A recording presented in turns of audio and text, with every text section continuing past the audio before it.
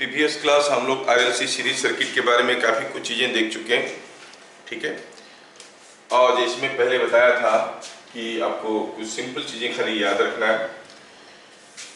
अब series RLC circuit की power के बारे में देखेंगे, ठीक है। If you have seen the last video, तो उसमें हम लोग पावर कैलकुलेशन के बारे में कुछ नहीं देखे थे। तो चलिए देखते हैं पावर कैलकुलेशन कैसे होगा। तो अगर हमें ऐसा कोई एक सर्किट दिया गया है, how to get the instantaneous current. Suppose हमारे पास एक रेजिस्टर है, एक इंडक्टर है और एक कैपेसिटर है, और क्या दिया गया है? दिया गया है कि यहाँ पर कोई एक वोल्टेज अप्लाई किया गया है। सपोज हमें दिया गया है कि V is equal to Vm sine omega t, ऐसा दिया गया है। पूछा है बताओ what is the instantaneous current in the circuit. We have to find out the instantaneous current in the circuit. Circuit में इंस्टैंटेनियस करंट कितना है वो हम निकालना चाहते हैं। अब सर्किट में इंस्टैंटेनियस करंट निकालने के लिए हमें करंट को कुछ ऐसे फॉर्म में लिखना पड़ेगा। I is equal to Im sine omega t plus minus 5, ऐसा फॉर्म में लिखना है। और ऐसा फॉर्म में लिखना है तो हमें क्या क्या चीजें निकालना है? हमें निकालना है what is Im, what is 50 omega. तो ओमेगा दिया हुआ है, तो हमें दो चीज की जरूरत है। तो ठीक है, अगर ये दो चीज की जरूरत है तो कैसे निकालेंगे? Late us see the steps. Find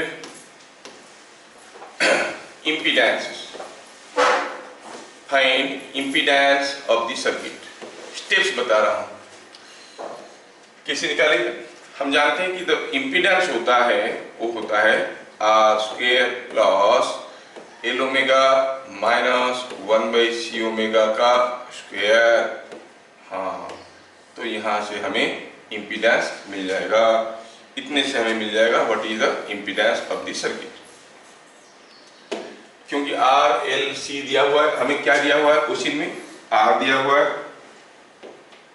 हमें दिया हुआ है आर एल एंड सी, और पूछा गया है कि बताओ अगर ये वोल्टेज अप्लाई किया गया Vm sin ओमेगा t, तो बताओ what is the current in the circuit. Current means instantaneous current. Okay, instantaneous current निकालने के लिए हमें ऐसा कुछ चीजें निकालना है जिसमें हमें अननोन है Im और 50 प्लस होगा कि माइनस होगा, तीन चीज देखना है। तो पहले हम निकाल दिए Z। एक बार Z निकल गया तो फाइंड Im। कैसे निकालेंगे? Im is equal to Vm/Z। Z निकल चुका है तो हमें Im मिल गया। Im is equal to Vm/Z, है ना। और क्या बाकी रह गया?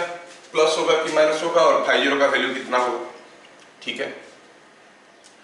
फिर हम लोग ड्रॉ करेंगे इम्पीडेंस ट्रायंगल को।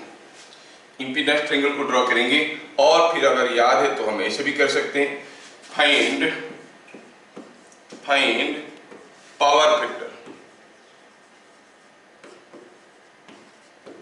ठीक है। पावर फैक्टर निकालो। कैसे निकालेंगे? हम कहेंगे cos phi 0, that is the phase difference between voltage and current, is equal to R/Z। हमें ऑलरेडी R मिला है, Z मालूम है, cos phi 0 मिल गया, वहां से हमें phi 0 का वैल्यू मिल जाएगा। You can get phi 0 out of it। तो यहाँ से phi 0 can be found। phi 0 कितना मिल जाएगा यहाँ से? phi 0 is, you say this implies phi 0 is cos inverse R/Z। phi 0 भी मिल गया। देख लो क्या बाकी रह गया? प्लस और माइनस। फिर देखो इफ एक्सेल मतलब क्या है? XL is if L omega, L omega is greater than 1/c omega. Circuit में इंडक्टिव रिएक्टेंस कैपेसिटिव रिएक्टेंस से ज्यादा है, तो circuit is inductor dominated. Inductor dominated circuit में करंट लीड करता है कि लैग करता है? लैग करता है, तो I lags V, so take minus phi 0 if L omega is less than 1 by C omega, then I leads V. Why? Because this is capacitor dominated. So take plus phi 0. समझ में आया क्या? अगर आपको RLC दिया हुआ है और सप्लाई वोल्टेज दिया हुआ है, इंस्टैंटेनियस वैल्यू दिया हुआ है सप्लाई वोल्टेज का, जो समय के साथ कैसे बदल रहा है, तो फिर तो काम आपका हो गया। अब सारा चीज निकाल दिए, IM कितना होगा, पावर फैक्टर कितना होगा, phi 0 कितना होगा, प्लस phi 0 होगा कि माइनस phi 0 होगा, सारा कुछ निकाल दिए। अब इंस्टैंटेनियस करंट को निकाल सकते हो। Hopefully you have understood this. These things are not very tough. हाँ ठीक है, मैं क्या करूँ, अब तो क्वेश्चन पैटर्न ही ऐसे हो गया कि आप लोगों को बहुत ज़्यादा मज़ा नहीं आएगा लिखने में, क्योंकि 1 मार्क वाला क्वेश्चन है, लेकिन जानकारी रख लो, कभी कहीं भी जरूरत में पड़ेगा। आगे चल के देखोगे, अगर आप इंजीनियरिंग पढ़ते हो, मेडिकल नहीं पढ़ते हो, तो देखोगे इलेक्ट्रिसिटी मतलब देयर इज नो डीसी। सोचो तो आपके घर में डीसी कहाँ यूज होता है? In your torch light, in your mobile. और डीसी मेजरली पावर इक्विपमेंट के साथ, किसी के साथ यूज नहीं हो रहा है, everywhere it is AC only, है ना? तो एसी में ही पूरा डील करना है। अगर आप इलेक्ट्रिकल इंजीनियरिंग पढ़ोगे तो 4 के 4 साल जो पढ़ोगे पूरा एसी ही पढ़ोगे, nothing about DC. There will be hardly some 2% 3% things in DC, rest all will be in AC. वो भी पहला सेमेस्टर में खत्म हो जाएगा। तो ये चीजें आपको समझ में आ गया कि अगर कोई आरएलसी सर्किट में ऐसा दिया हुआ है तो fine. Now next let us see next power calculation. Power in RLC series circuit. अच्छा, अभी तो हम देख लिए कि V equal to VM sine omega t है, तो I is IM sine omega t plus minus phi 0 होता है। और देखोगे मोस्ट ऑफ द केसेस में ये माइनस phi 0 होता है। क्यों माइनस phi 0 होता है उसका लॉजिक भी बताते हैं। आपके घर में जितने सारे लोड हैं, मोस्टली देखोगे क्या है, पंखा है, एसी है, आपका रेफ्रिजरेटर का कंप्रेसर है, they are all powered by motors. Motors are coils, coils are inductors. Inductor मतलब करंट ऑलवेज लैगिंग ही होता है। जो डोमेस्टिक लोड होता है वो हरदम लैगिंग में ही होता है। आपके घर में कैपेसिटर कहीं भी यूज नहीं है, प्योर कैपेसिटर जहां भी है वो कोई बहुत बड़ा सा कॉइल के साथ पंखे में थोड़ा सा लगा होगा, थोड़ा उसका फेज बदलने के लिए। Otherwise there is no much use of capacitor in domestic life. क्या यूज करते हैं हम लोग? मोटरिंग लोड्स और हीटिंग लोड्स। हीटिंग लोड में तो पावर फैक्टर 1 होता है क्योंकि रेजिस्टेंसेस होते हैं। मोटरिंग लोड्स में कॉइल होते हैं तो करंट लैग करता है। तो चलो मानते हैं कि current is IM sine omega T minus phi 0, मतलब वोल्टेज से phi 0 पीछे। कुछ इंपोर्टेंट चीजें बताने वाला हूं। पहला हुआ इंस्टैंटेनियस पावर। इंस्टैंटेनियस पावर, ये जो इंस्टैंटेनियस पावर होगा वो क्या होगा भाई? It is PI that is equal to V into I। ये I को मैं स्मॉल i लिखना चाहूंगा क्योंकि इंस्टैंटेनियस वैल्यूज को यूजुअली स्मॉल i लिखा जाता है। Small I V into small i और मल्टीप्लाई करें तो VM IM sine omega T minus phi 0 ऐसा करके आया। और अगर हम निकालेंगे what is the average power, कोई आपको इंस्टैंटेनियस पावर नहीं पूछेगा। Average power consumed in this circuit क्या हो जाएगा? Average power is nothing but 1/t integration of 0 to t PI dt। Previous class देखें, अगर इंस्टैंटेनियस पावर PI है तो dt सेकंड में कितना एनर्जी कंज्यूम हुआ, टोटल t सेकंड में कितना एनर्जी कंज्यूम हुआ, total heat generated in t seconds by t is the average power. और अगर ऐसा भुटका चीज का हम निकालेंगे integration, keeping in mind that t is 2 pi by omega, तो हमें क्या मिलेगा आपको मालूम है, you will get it Vm Im by 2 into cos phi, ये फाई जीरो। आप बोलोगे क्या सर माइनस होने से फाई जीरो आएगा, प्लस होने से, कुछ भी ले लो आप, इसको प्लस माइनस कुछ भी ले लो, ये यही आएगा Vm Im by 2 cos phi zero. समझ में आया क्या? तो आपको याद रखना है the average power is given by Vm Im by 2 into cos phi zero. ये हो गया average power consumed in the AC circuit. तो हम थोड़ा यहाँ पे स्पेस बनाना चाहते हैं ताकि इसको और लिख सकते हैं। तो चलो सोचते हैं कि ये let V is this, I is this, हमें मिल गया इंस्टेंटेनियस पावर। वो इंस्टेंटेनियस पावर भी कुछ ऐसा ही मिल रहा है, एक्सक्यूज मी, ये instantaneous power V into I, instantaneous voltage into instantaneous current gives you the instantaneous power, और एवरेज पावर हो गया ये। ठीक, ये सारा चीजों को समेट के रख देते हैं क्योंकि इसको लेके आगे बढ़ेंगे। और एक दो तो बहुत ही इंपॉर्टेंट टर्म जो इसी से आता है, रेगुलरली आता है, वो टर्म को हम लोग एनालिसिस करेंगे। तो ये हो गया average power and it is coming out to be Vm Im by 2 into cos phi zero.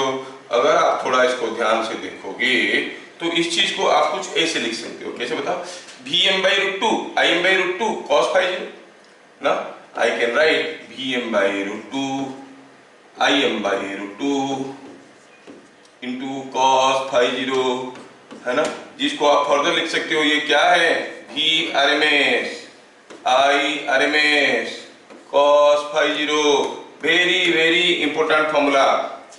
When 200 volt AC was applied to a circuit, current drawn was 5 ampere at a power factor 0.8. What is the power consumed? So you say VRMS IRMS into power factor. ये चीज क्या है, power factor है। समझ में आया क्या? अगर ये चीज को थोड़ा और भी हम सजा के लिखते हैं, हम जानते हैं कि VRMS इज, हम जानते हैं कि जो Z का वैल्यू था वो क्या था बताओ, it was VM by IM और VRMS by IRMS था ना। अगर ये है और cos फाई जीरो का वैल्यू क्या था पावर फैक्टर का, cos फाई जीरो का वैल्यू हम लोग लास्ट क्लास निकाले थे, it was R by Z। डाल देते हैं हम, VRMS की जगह डालेंगे IRMS into Z, IRMS into Z, तो into Z लिख देता हूं, into IRMS sorry into IRMS into power factor हो गया R by Z। थोड़ा मारपीट करो, देखो कितना इंटरेस्टिंग चीज आ रहा है, Z को खा गया, क्या मिला, IRMS स्क्वायर into R। समझ में आ रहा है क्या? It is IRMS square into R, the power consumed in the circuit is IRMS square into R। ये चीज आपको याद रखना है। तो कोई सीरीज आरएलसी सर्किट में जैसे आपको पहले से मालूम था कि इंडक्टर और कैपेसिटर में कोई एनर्जी कंज्यूम नहीं होता है, जो भी एनर्जी कंज्यूम होता है वो सिर्फ रेजिस्टेंस में होता है। तो पावर के लिए आपको दो इंपॉर्टेंट फॉर्मूला मिले, कौन कौन सा फॉर्मूला, एक तो हुआ ये फॉर्मूला जो आपको याद रखना पड़ेगा, ठीक है ना, दूसरा हुआ ये फॉर्मूला जो आपको याद रखना पड़ेगा, you have to remember this two फॉर्मूले, बाकी तो इंटरमीडिएट कैलकुलेशन है, ठीक है। ये कैसे हुआ मैं आपको बताया। So in a series RLC circuit the power consumed is VRMS IRMS cos phi 0 or it is IRMS square into R। कोई सीरीज आरएलसी सर्किट में रेजिस्टेंस दिया रहेगा, इंडक्टेंस दिया रहेगा, कैपेसिटेंस दिया रहेगा, पूछेगा कि 5 ampere current is being supplied, मतलब 5 एम्पीयर क्या है, RMS value of current, what is the power consume, 5 square into R, that's all. बाकी कुछ भी सोचने की जरूरत नहीं है। हाँ, कैसे दिया डाटा उसके हिसाब से करेंगे। तो ये हो गए दो इंपॉर्टेंट फॉर्मूला किसके, एवरेज पावर के। ये आज का डिस्कशन का सबसे इंपॉर्टेंट फॉर्मूला है। तो average power is given by this expression. आगे बढ़ते हैं, पॉइंट नंबर 3। यहाँ पे मैं आपको बताना चाहूंगा कि अगर इंस्टांटेनियस वैल्यूज है दिया हुआ है, हमें इंस्टांटेनियस वैल्यूज दिया है V एंड I, ठीक है। सपोज हम कहेंगे apparent power supply, apparent power supply क्या होता है? It is obviously it is in V RMS I RMS। तो हम कहेंगे कि सर्किट में जो AC अप्लाई किया गया है उसका इक्विवेलेंट DC है, दिस इक्विवेलेंट DC करंट जो जा रहा है उसका इक्विवेलेंट DC है, दिस RMS वैल्यू। तो what is the power supplied? तो कोई भी बोलेगा DC वोल्टेज 20 वोल्ट अप्लाई किए, 5 एम्पियर करंट गया तो 20 into 5, तो ये लगता है this is what is called apparent power. ये भी एक इंपॉर्टेंट टर्म है। यूनिट क्या होगा? Voltage into current. We don't write power, बस इसको सेग्रीगेट करने के लिए, दूसरों से अलग बनाने के लिए उसका यूनिट क्या रखते हैं? Volt ampere. Sorry, it is volt ampere. Unit क्या रखते हैं? Volt ampere. जबकि होता क्या है? वाट, लेकिन वाट नहीं लिखते, इसको लिखते हैं volt ampere. The apparent power is volt ampere. Actual power, actual power consumed is nothing but the average power. क्या था? It was V RMS I RMS cos phi। इसका यूनिट लेते हैं वाट। समझ में आ रहा है? एक्चुअल पावर को अपरेंट पावर से अलग करने के लिए दोनों का यूनिट अलग अलग लिया जाता है। दोनों का अपना अपना सिग्निफिकेंस है, दोनों का अपना अपना सिग्निफिकेंस है। आप अगर इन्वर्टर खरीदने जाओगे, suppose you want to purchase a battery, वो आपको पूछेंगे क्या रेटिंग का चाहिए। यू डोंट से कि मुझे 1000 वाट का या 600 वाट का चाहिए, यू से मुझे इतना वोल्ट एम्पियर का चाहिए। क्योंकि लिमिट क्या है कि जो उसके अंदर वायर्स है उसमें कितना करंट फ्लो कर सकता है, तो मुझे इतना वोल्ट में इतना करंट चाहिए। और अगर आपका पावर फैक्टर काफी कम होगा तो आपका एनर्जी कंज्यूम नहीं होगा, लेकिन करंट तो ड्रॉ करेगा, है ना।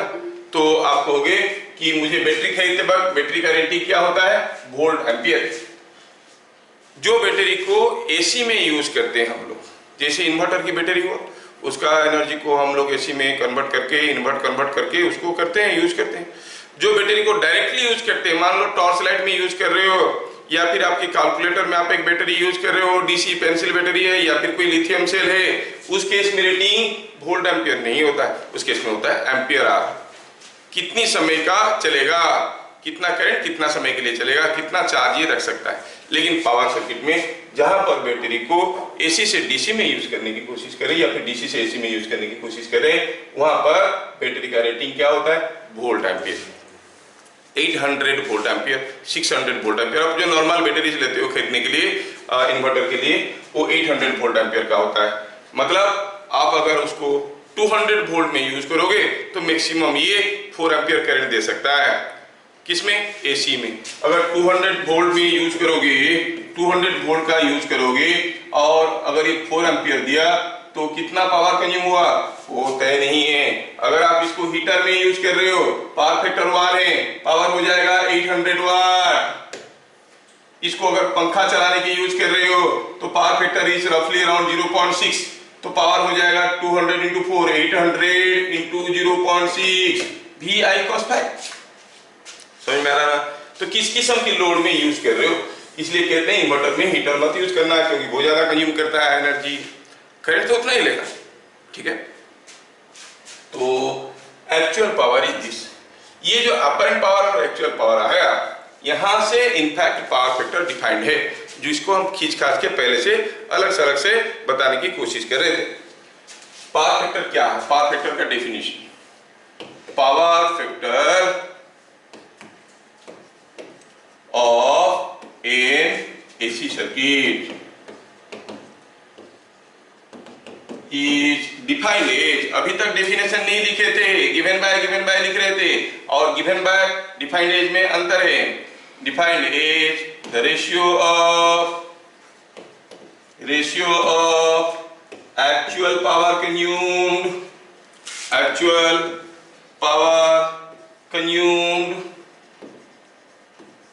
to the apparent power consumed, apparent the circuit, मतलब power factor is a factor. क्यों फैक्टर कहते थे? रेशियो है ये। क्या है? It is VRMS, that is actual power. Actual power जो होता है VI cos phi, और अपरेंट पावर जो होता है V into I। तो ऑब्वियसली रेशियो बन जाएगा cos phi। अपरेंट पावर, ये अपरेंट पावर, ठीक है, ऐसा है। ये रेशियो को पावर फैक्टर कहते हैं। बिट नंबर 4 को थोड़ा और एक्सटेंड करेंगे, देखेंगे power factor it is also given by power factor is also given by, और ढेर सारे फॉर्मूले। कैसे फॉर्मूला था? पावर फैक्टर जो हम लोग देख चुके हैं, it was R/Z। It is also given by the formula VR, voltage drop across resistor by supply voltage. VR is PD across R. VS is supply potential difference. ये सारा formula हम देख चुके हैं। It is also given by cos phi 0। क्या है ये? phi 0 is phase difference between V and I, ठीक है। तो क्या देखें, कोई एक सीरीज RLC सर्किट में इन एक series RLC, it is also given by these things। तो ये हो गई सारी चीज, समझ में आया? देखो कितना सिंपल सा चीज था। यहाँ पे और एक इंपॉर्टेंट टर्म आता है जो कि almost every year you will find, if any question comes from AC, तो मोस्ट प्रोबेबल क्वेश्चन है कि वो क्वेश्चन है, वो क्या है? Wattless current. ठीक है, आपको हर जगह मिलेगा वाटलेस करंट। चलो समझते हैं, what is wattless current.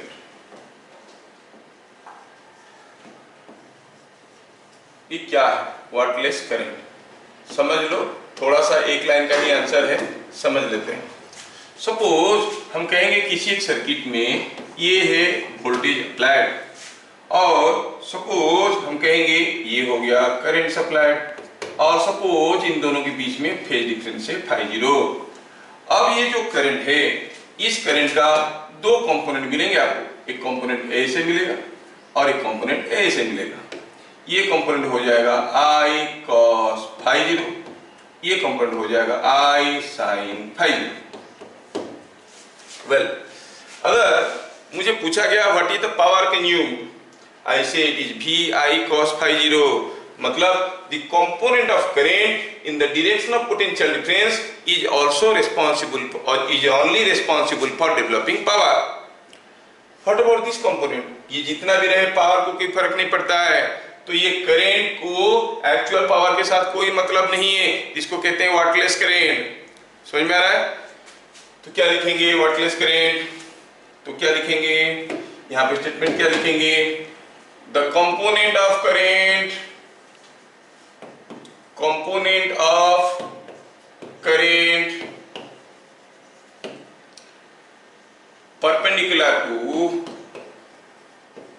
perpendicular to the instantaneous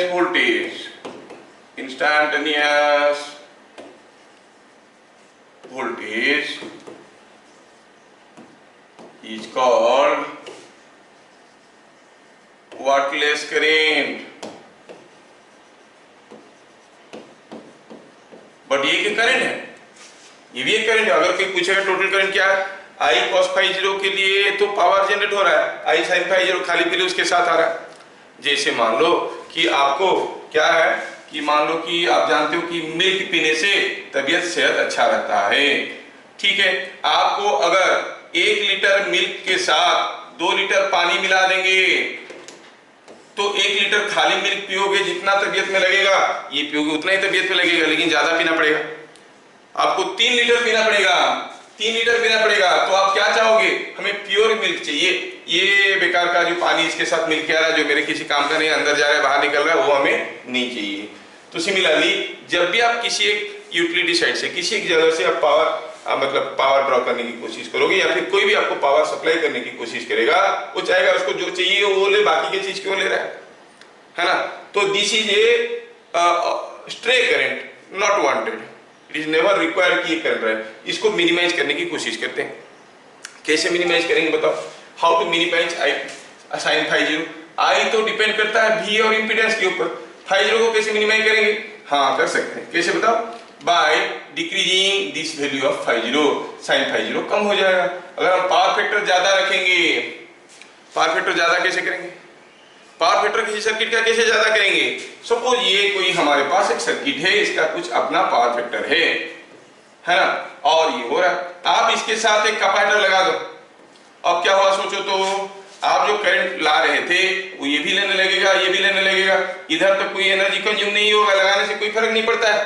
capacitor does not consume any energy, तो आपका एनर्जी मीटर में कोई रीडिंग तो नहीं उठेगा। लेकिन क्या होगा, ये करंट कैसा होता है?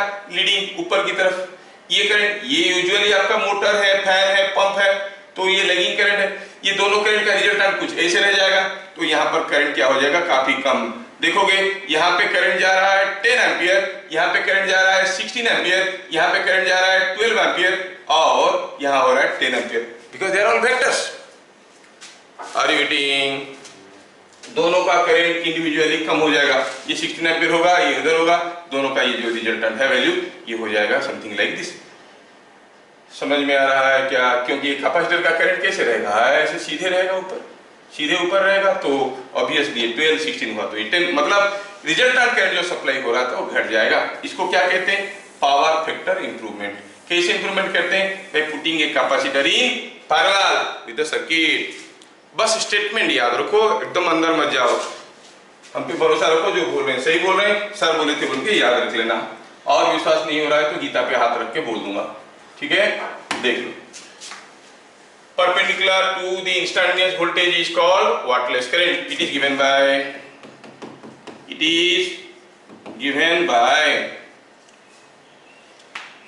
I sin phi 0.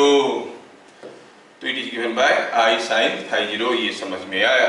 अगर समझ में आया तो आप क्या कहोगे? ऐसे फिगर बना देना, ये करना, this much is called I sin phi 0 the component।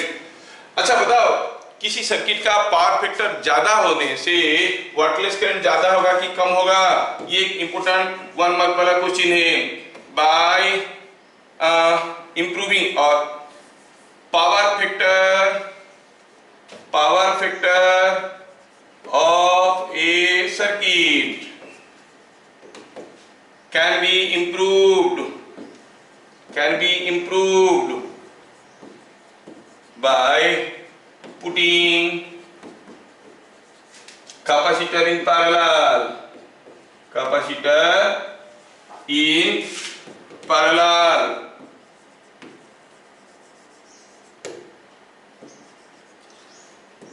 by improving power factor,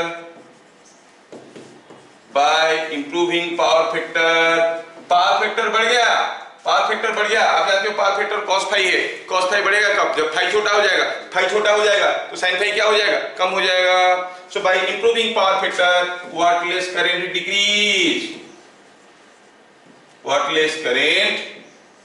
decreases. क्या समझ में आ रहा है? ठीक है,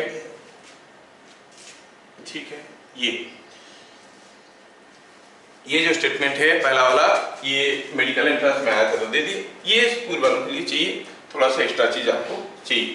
तो this is what is all about wattless current. और यहाँ पे एसी का फंडामेंटल्स, सीरीज एलसी सर्किट सब खत्म होता है, ठीक है? तो अभी हम देखेंगे next item, that is called resonance.